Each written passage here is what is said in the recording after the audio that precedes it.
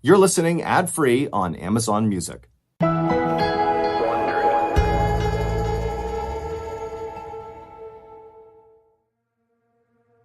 In the summer of 1993, a doctor at a small hospital in Tennessee paced around inside of his office. At the same time, 4 men were inside of the hospital's ICU, or intensive care unit. All 4 were comatose and in critical condition from lung and kidney failure. And bizarrely, they had all been diagnosed with the exact same disease. And the doctor had no idea how that could be possible. This disease was extremely rare. In the previous year, it had only infected about 60 people in the entire country. And what made this outbreak even more intriguing was that all 4 comatose men came from the same retirement community. From what the doctor could tell, this small community was dealing with a full-on outbreak, and if the doctor didn't figure out soon why these men were getting sick, then this outbreak could spiral out of control.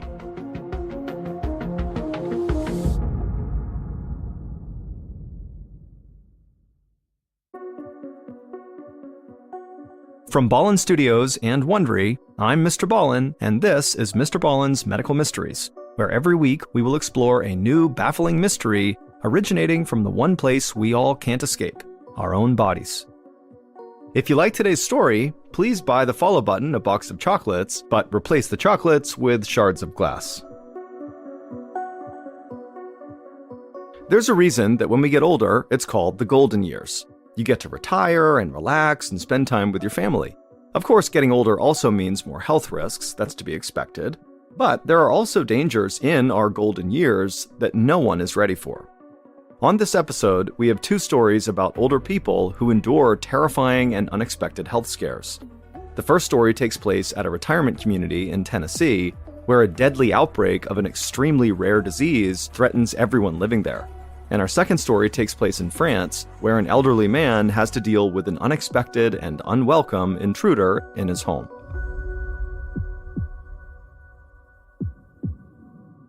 Here's our first story, Life in Paradise. On the afternoon of June 19th, 1993, a man in his late 60s was enjoying a round of golf with 3 of his friends. His name was Pete Roberts, and as he looked for his ball near the tall trees at the edge of the course, he couldn't help but smile. An emerald green fairway was spread out in front of him, lined with trees and dotted with clear blue ponds. He thought it might be the most beautiful golf course he'd ever played on, and he could play on it as often as he liked, which came in handy because Pete actually was not very good at golf and wanted to improve his game. A few years ago, Pete and his wife Nancy had moved to Fairfield Glade in eastern Tennessee. It was advertised as a retirement community, but to them it felt like a vacation resort. There were hiking trails, tennis courts, and best of all, 5 world-class golf courses, all within walking distance from their house. They'd made lots of new friends, too. Fairfield Glade was full of people just like Pete and Nancy, folks who had worked hard throughout their entire lives, and now they just wanted to enjoy life and relax. Pete carefully lined up his club and prepared to take his shot. But as he stared down at his ball nestled in the grass, he started to feel lightheaded. He staggered a bit to regain his balance, and his friends saw that something was wrong with him. So they grabbed him by the arms and shoulders, making sure he didn't fall down, and then they guided him over to the golf cart so he could sit down. As Pete sat in the cart sipping on water, he wondered if maybe he'd just gotten too much sun. Fortunately, the dizziness spell passed after only a couple of minutes, and then they all headed back to the clubhouse.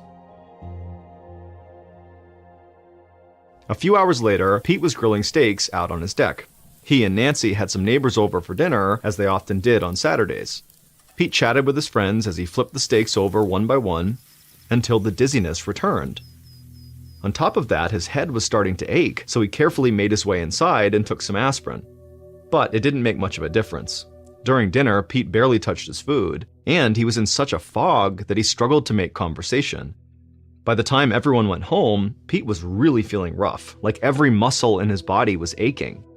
Nancy thought he might be coming down with some kind of flu, so she sent him off to bed in the hopes that he'd sleep it off. By the time Nancy got into their bed a couple of hours later, Pete was fast asleep, but she noticed his breathing sounded unusually deep and heavy. She considered waking him up to make sure he was okay, but decided it might be better to just let him rest. She turned off the light on her bedstand, made a mental note to call Pete's doctor first thing in the morning, and then she drifted off to sleep. Just before dawn, Nancy woke up and realized that Pete's side of the bed was empty. She got up and immediately noticed a crack of light under the bathroom door. She thought Pete must have been using the toilet, but she still wanted to make sure he was okay, so she knocked softly on the door and called for her husband. But Pete didn't answer. She knocked again and waited, but again there was no reply. Nancy started to worry. She turned the knob and saw the door was unlocked. But when she tried to open the door, she realized it was blocked by something inside the bathroom. Nancy could sense that something definitely was wrong here, so she pushed even harder, but still the door wouldn't budge. And so she shoved again and again with all of her might, and the door cracked open a few inches. She kept pushing, and finally she was able to squeeze her head through the opening, and when she looked down, she could see her husband had collapsed on the bathroom floor. Nancy's heart began to pound. She summoned more strength and forced the door open enough to wriggle her whole body inside. She grabbed Pete by the shoulders, screamed his name, and splashed water on his face. He seemed to be breathing, but no matter what she did, he just would not wake up. Nancy finally ran out of the bathroom to the phone and called 911. A short time later, a little after 6 in the morning, paramedics arrived on the scene and were immediately concerned. Pete had a high fever, a dangerously fast heart rate, and his skin had a bluish tint. The medics wasted no time. They loaded Pete into the ambulance and sped to the nearest hospital.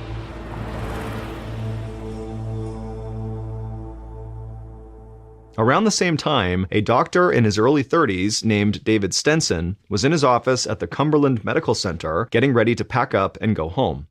He had been assigned to work the overnight shift that weekend and was looking forward to grabbing a bite to eat on his way home before getting some well-earned sleep. But as he locked the door to his office, a nurse ran up and told him a new patient named Pete Roberts had arrived in the emergency room and needed Dr. Stenson's attention immediately. Dr. Stenson changed course and ran to the emergency room where he saw Pete getting rolled inside on a gurney. Dr. Stenson rushed over to examine him. Pete was still unconscious and his vital signs were at critical levels. His kidneys were failing and now he had fallen into a coma, so Dr. Stenson knew he had to act fast. The bluish tint to Pete's skin was a clear sign that his blood oxygen levels were dropping. Dr. Stenson decided that Pete needed to be put on a ventilator, which is a machine that pumps oxygen into a patient's lungs. The doctor carefully inserted a tube into Pete's mouth and carefully pushed it down his throat all the way to the bottom of his windpipe. Once the ventilator was powered up, Pete's condition immediately started to stabilize as oxygen flowed directly into his lungs. With that crisis averted, Dr. Stenson picked up a file folder and started reviewing Pete's medical history.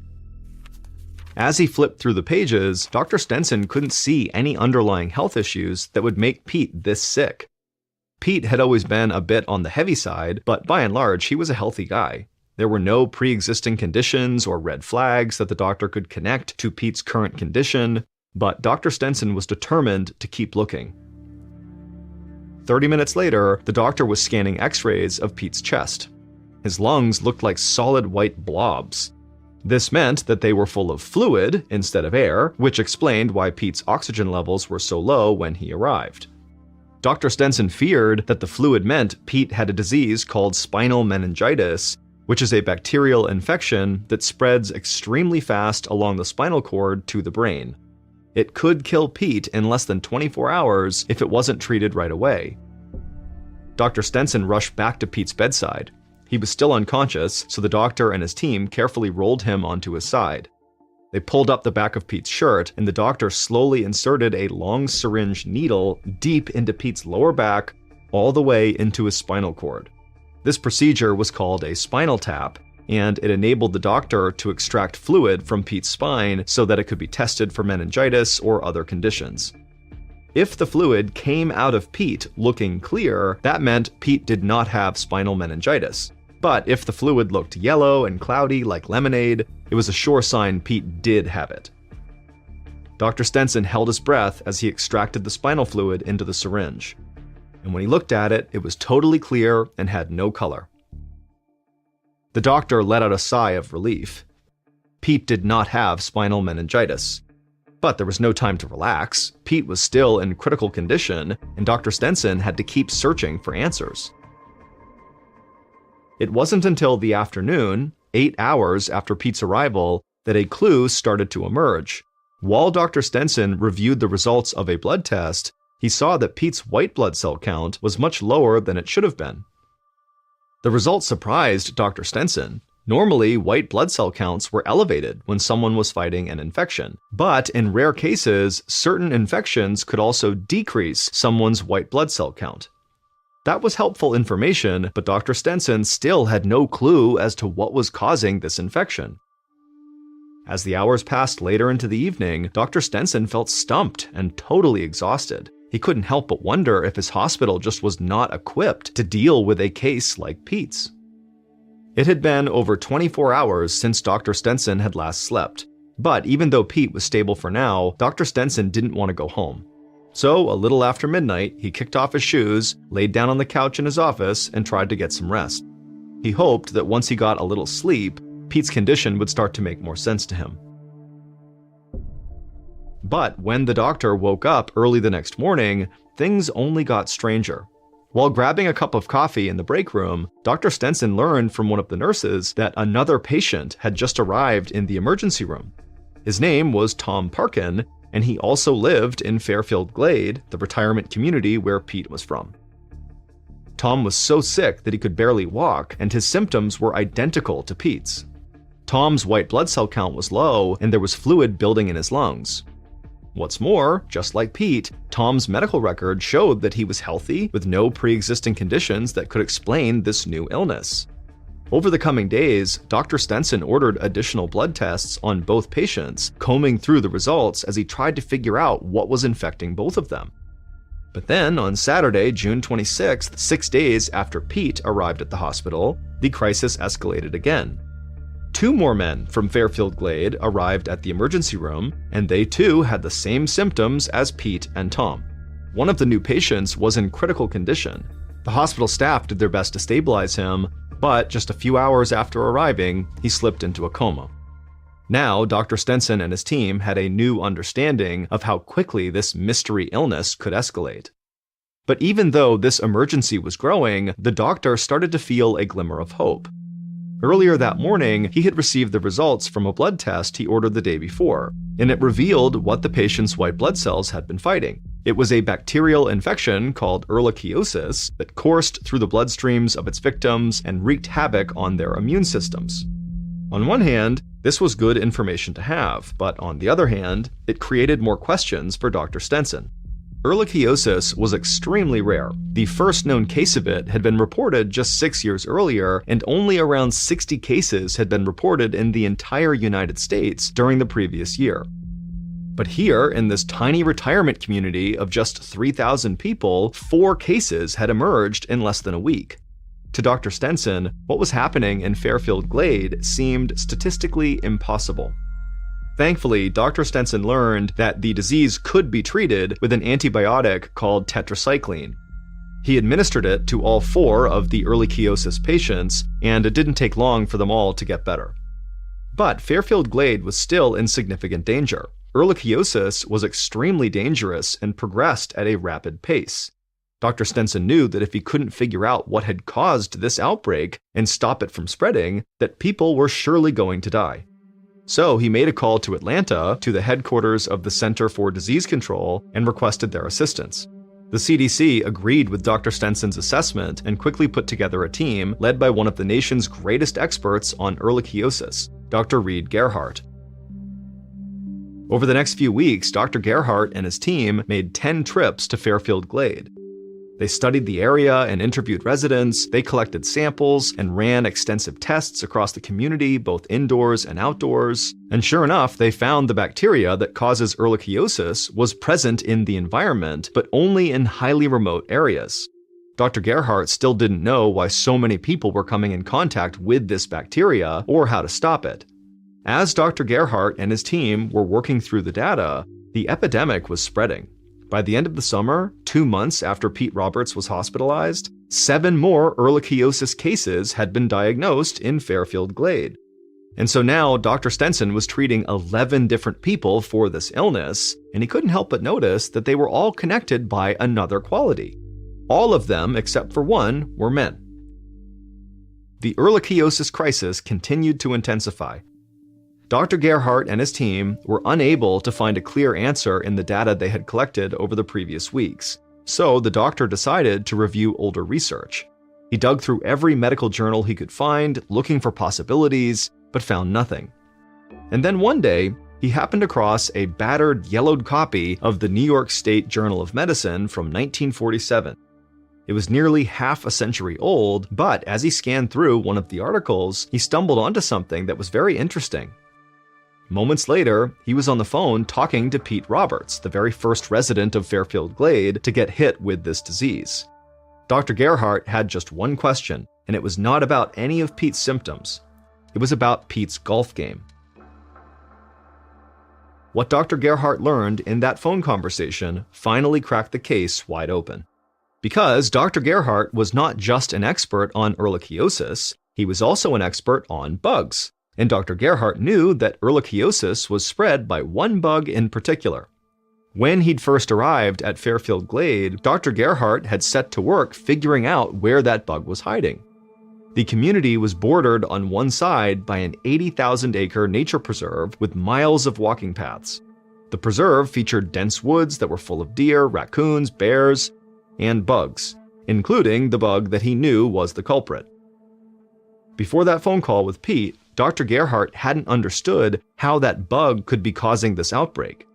For people to get bitten by this bug, they would need to trek off the well-groomed trails and into the bushes and grass where the bug was hiding. From what he was observing, the senior residents of Fairfield Glade were not doing that. But then, as the summer wore on, Dr. Gerhardt discovered yet another connection between all the ehrlichiosis patients. Almost all of them were golfers. And after his phone call with Pete Roberts, he finally understood these golfers were bonded by yet another critical factor, one that explained everything. When they teed off, these golfers had a very hard time centering the club as they swung it down to drive the ball down the fairway. Instead of soaring the ball in the direction of the hole, the ball would shoot diagonally off of their clubs and bounce off into the rough, which is the tall grass that surrounds the main part of the course. In warmer months, these golfers would often be wearing shorts, so when they marched into that tall grass to find their errant ball, their bare legs were easy prey for this bug that was lurking there, a bug called the Lone Star tick. This tick got its name because the adult ticks have a tiny white spot on their backs that's sort of shaped like a star. These ticks were very small, only 1 to 3 millimeters wide. They were so tiny, in fact, that the golfers felt nothing when the bugs bit down on their legs and started drinking their blood. But then it was too late. The ehrlichiosis bacteria the ticks were carrying entered the golfers' bloodstreams and started waging war on their immune systems. The 1947 journal article that Dr. Gerhardt found was written almost 40 years before the first known case of ehrlichiosis. But the article was relevant to the doctor because it talked about how other tick-borne illnesses were spread. What caught the doctor's attention was that the article concluded that tick-borne disease was a risk for golfers, but it was a much greater risk for bad golfers because they often would have to trek off into the rough. This was what the patients at the Cumberland Medical Center all had in common. Their golf scores were terrible, and all of them were spending way too much time out in the rough with the Lone Star tick. All 11 of Dr. Stenson's patients who were stricken with ehrlichiosis eventually recovered from their symptoms. With the cause of the infection now identified, Dr. Gerhardt set out to reduce the spread of the disease at Fairfield Glade. The number one prey of the ticks were the deer that resided in the surrounding nature preserve. So Dr. Gerhardt and his team developed a method of lacing corn with ivermectin, which is a drug that kills parasites. The deer that ate this corn were totally unaffected by the drug, but the ticks that drank the blood of those deer were all killed. Within months, the tick population in Fairfield Glade plummeted by 85%. Still, to this day, golfers at Fairfield Glade know to put on a healthy layer of bug spray before hitting the links, especially those with a weak game.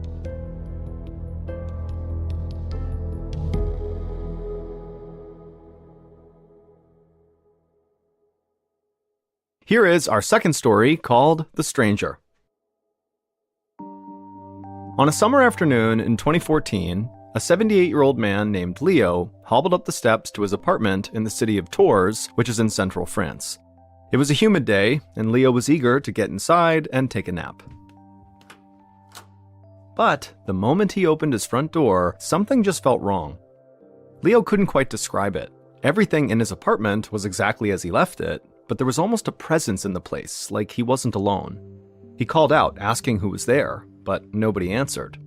He did have an adult daughter named Colette who lived nearby, and she did have a key, but he knew she would not come over without calling first. As quietly as possible, Leo picked up the cane that he left in an umbrella stand by the door. He raised it over his shoulders, ready to strike anyone who might lunge at him. And just the thought of doing that made his heart start to race.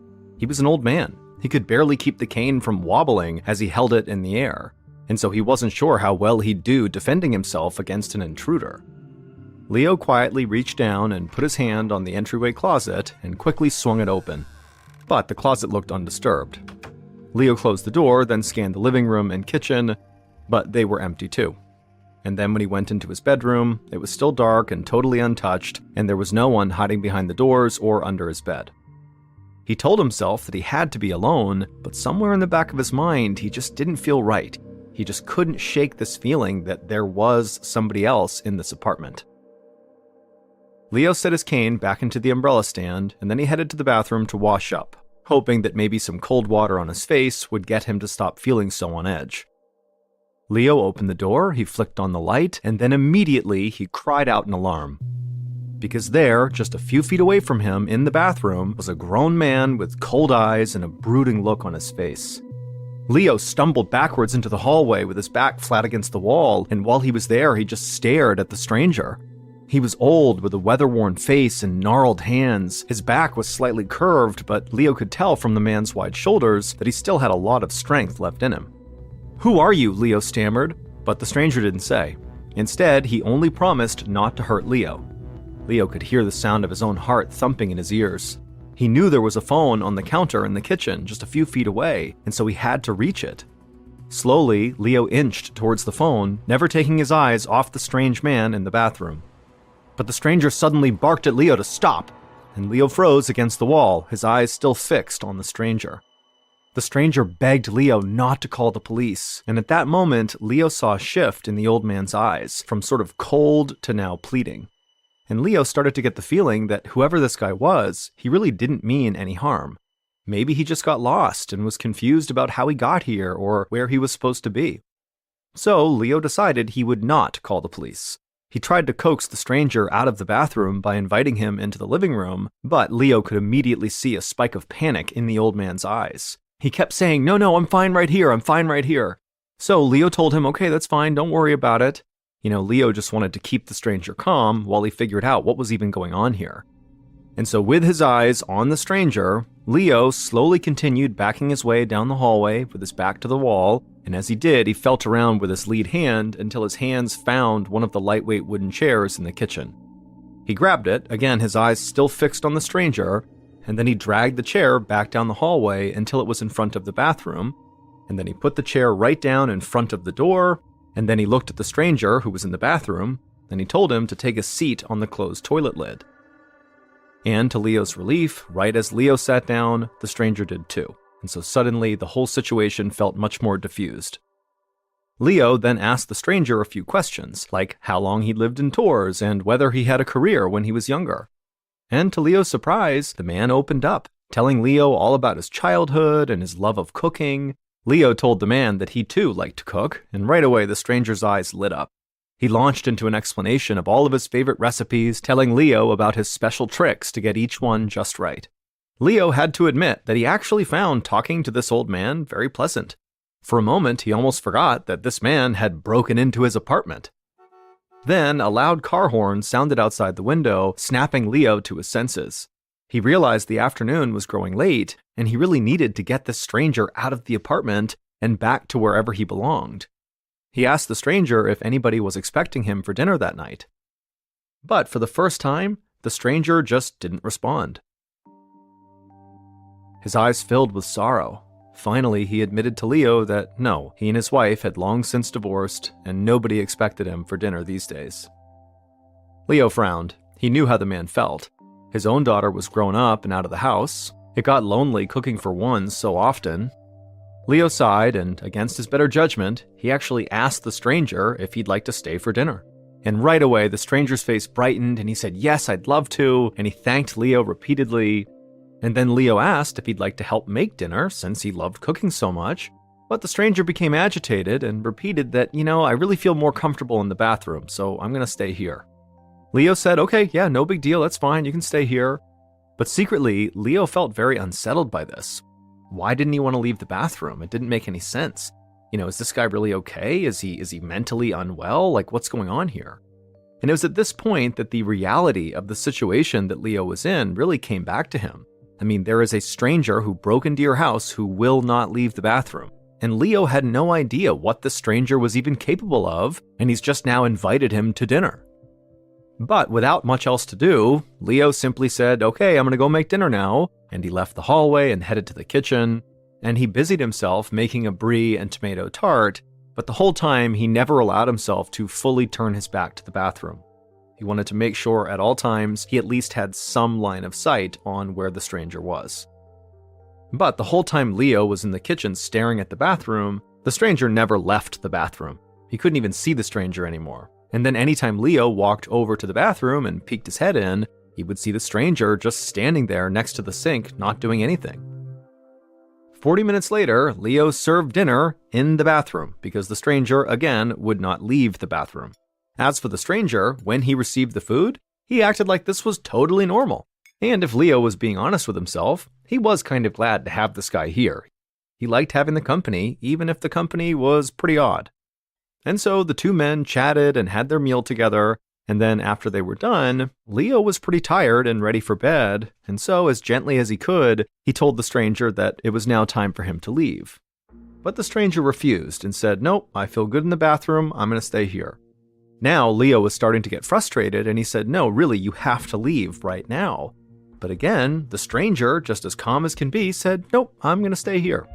Finally, Leo just got mad and practically yelled at this guy to get out of the house now, but the stranger grabbed onto the sink, adamant that he would not go, and he told Leo, "This is my home, I'm staying here."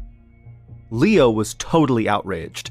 He had been nothing but kind to this man, and now his patience was totally gone. But when he shouted yet again at this man to get out, the stranger's eyes suddenly went cold. That brooding face returned, and he became aggressive. The stranger shouted that this was his apartment and he was not going anywhere, and he began to pace back and forth beside the tub, warning Leo to leave him alone or else. It was at this point that Leo realized he could not solve this by himself, but he still felt bad about calling the police. He was convinced this stranger was just confused. Leo didn't think he deserved to be arrested. So Leo just started slowly backing away down the hallway away from the bathroom, keeping his eyes fixed on the bathroom in case this guy came running out.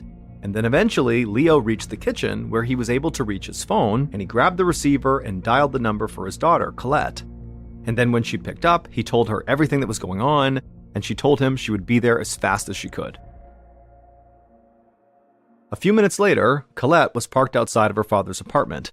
She bounded up the stairs and flung open the front door, and her eyes landed on her father, Leo, who was pacing in the living room looking totally upset, and Leo would say that the elderly stranger was in the bathroom. But when Colette checked, the bathroom was empty. Colette moved quickly from room to room looking for the stranger, but there was no sign of him. She figured he must have fled her father's apartment in the short time it took for her to drive over here. So Colette rejoined her dad in the living room and tried to calm him down, telling him that, the stranger must have left and they'd just changed the locks in the morning and everything would be fine. But Leo still seemed really upset, and he just kept pacing around in the living room. To Colette, it seemed like her dad wasn't even listening to her. She put her hands on his shoulders and forced him to stand still, and slowly his eyes did focus on her and his shoulders relaxed. But while Leo did seem to now be more calm, when he began to speak again, Colette became very worried, because her father was talking about the stranger and how upsetting it was that they were here. However, what he was really upset about was actually the stranger's manners. not the fact that the stranger had broken into his apartment. Leo kept saying, how rude it was for someone not to leave when they were asked to leave. And Colette kept telling her dad, that doesn't really matter. He's gone now, and that's the most important thing. Remember, he broke into your house. This is someone who probably is not very polite. But Leo, he just could not let go of how rude this stranger was. And so slowly, as Colette listened to her dad rant about the stranger's poor manners, something about the story just started to feel wrong. Like the way her dad was talking about it just didn't seem like a normal reaction to what had just happened. And so acting on impulse, she grabbed her dad's jacket and ushered her dad to the door and told him they were going to the hospital to make sure he was okay. A few hours later, Colette sat down next to her father's bed inside of the emergency room.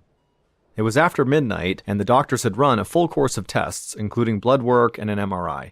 They also had given Leo cognitive and memory tests, and now Colette and Leo were anxiously waiting for the results.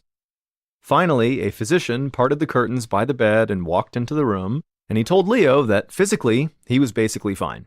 All of his tests were normal, except for a small damaged area near the base of his brain where a little pocket of connective tissue was missing. The doctor told them that it could be a sign that Leo had early-stage Alzheimer's disease, which causes the loss of memory and cognitive function. Colette felt the blood drain from her face. Alzheimer's is a fatal disease, and she wasn't ready to lose her father to it.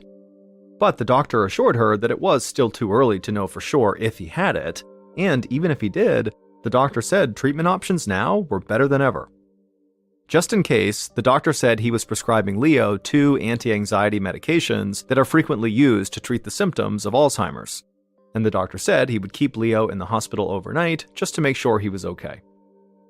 Moments later, a nurse entered the room with a small water bottle and a little plastic cup with 2 white pills inside of it.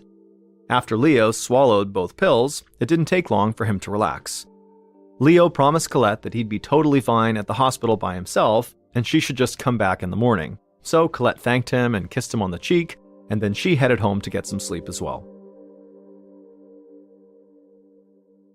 The following morning, Colette headed back to the hospital, and Leo had just been discharged, and so she was able to collect him and get him out to her car, and then she drove him back to his apartment.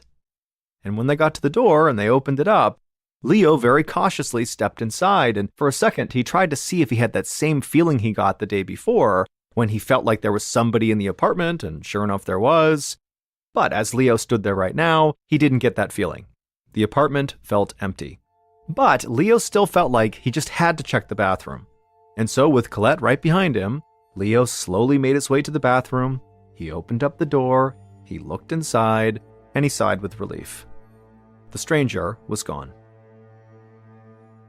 A few days later, when Colette and Leo returned to the hospital for a follow-up visit, when they went into the exam room, the doctor came in and told Leo that he had some news. They had discovered something that explained why that stranger was in Leo's house. The doctor told Leo that he was suffering from a neurological condition called Cagras syndrome, which prevents people from recognizing familiar faces. Leo thought a stranger was in his bathroom, when in reality, it was actually someone he knew very well. The doctor admitted that he had never seen a case like Leo's, where he could recognize all the people around him except for this one particular person. The doctor said that maybe the combination of Cagras syndrome and early-stage Alzheimer's contributed to Leo becoming so confused about who was in his apartment the night he came to the hospital. But before the doctor could even finish, Leo said he did now recognize the stranger for who he was all along. Leo's own face in the bathroom mirror.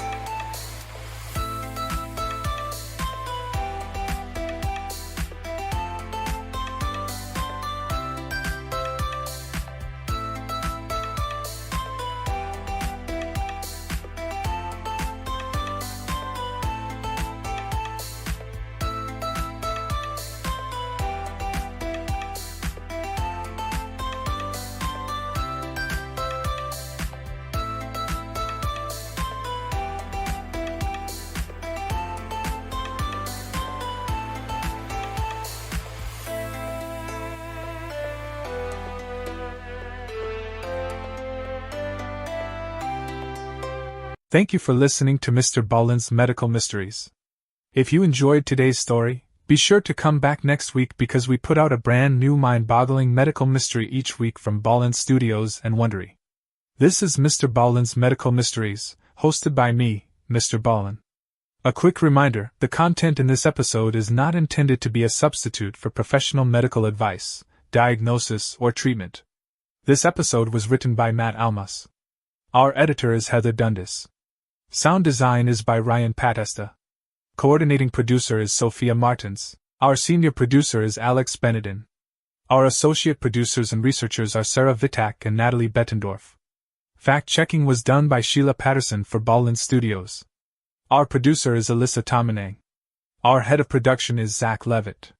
Executive producers are myself, Mr. Ballen, and Nick Witters. For Wondery. Senior managing producer is Ryan Lohr. Our head of sound is Marcelino Villapando. Our producer is Julie Magruder. Additional support from Natalie Shisha. Senior producers are Laura Donna Palavoda, Dave Schilling, and Matt Olmos. Our executive producers are Aaron O'Flaherty and Marshall Lewis.